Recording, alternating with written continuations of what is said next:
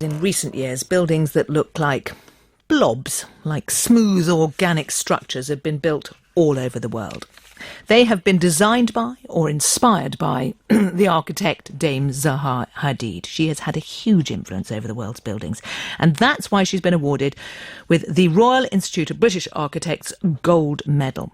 Among previous recipients are Le Corbusier, Frank Gehry and Frank Lloyd Wright. Well, Dame Zaha Hadid joins us in our radio car now. Good morning and congratulations to you. Good morning. Thank you very much. Now, you have received so many architecture prizes over the year, and in almost all of them, as I was looking down, it says you are the first woman to have received them, which is exactly the same applies to this one. Now, you've talked before about sexism in your industry. Is it something that even at your sort of the giddy heights you now are, you are aware of? In a way, I think it's got much better. I think it's there's more women architects practicing and doing great projects. So I think the stigma is kind of lifted. Not stigma, the prejudice, let's say, is lifted a bit. It's not. And so now, when you are dealing with people, is it something that you ever think that wouldn't have happened if I was a man? Sometimes. In what sort of way? Can you give us an example? I don't know. I mean, I don't have any examples now. I would say 25, 30 years ago, it was more the case. They used to tap me on the shoulder and say, you're okay for a girl or something like that. Or people assume that women can't do certain things. I don't have that anymore. But I think there are areas where, as a woman, you cannot sort of be there, and that's the nature of the relationship between women socially and professionally. But I think, I think it is a lot better. Right. The citation for this gold medal, which was written by Professor Sir Peter Cook, describes you as a scary character in the style of John McEnroe. But he also sort of questions why you haven't been embraced by the British establishment. Do you think both those facts are true, that you perhaps come across as quite a scary, formidable individual, and also that you haven't been accepted?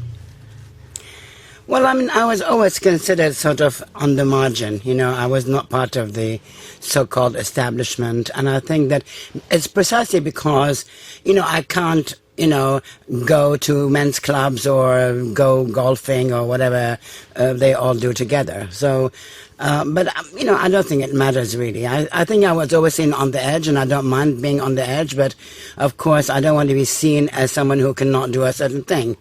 Once someone told me, they don't give you work here because you are scary, and I had an answer which I would never dare say on radio. But I think that maybe so. It's not for me to say, because they're not going to come up to me and say, "Oh, we're scared of you." But that's how it is.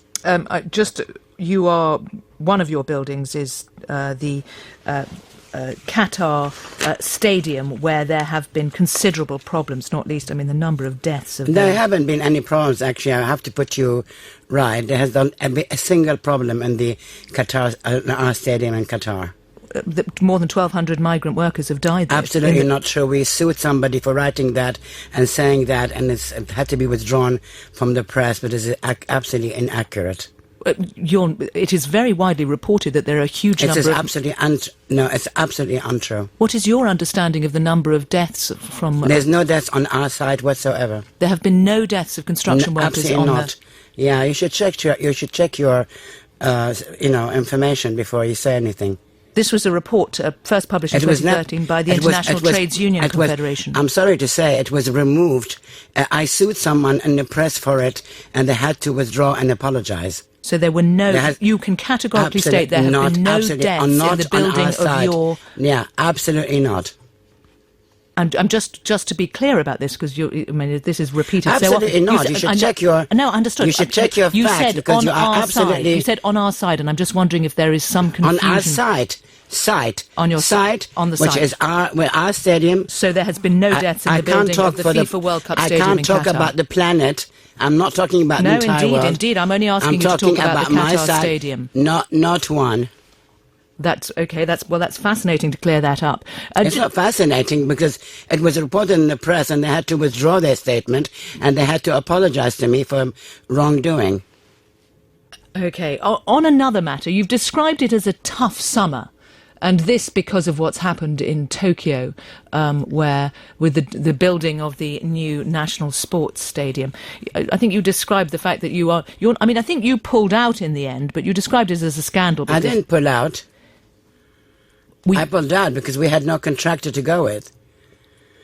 Again, this is a very serious story, and it should be reported accurately, and somebody should be interested in it because it's a scandal, and it should be reported properly. Okay, we are interested. Can you tell us why it is a scandal? What happened? Well, it's a scandal because we won this competition almost 3 years ago.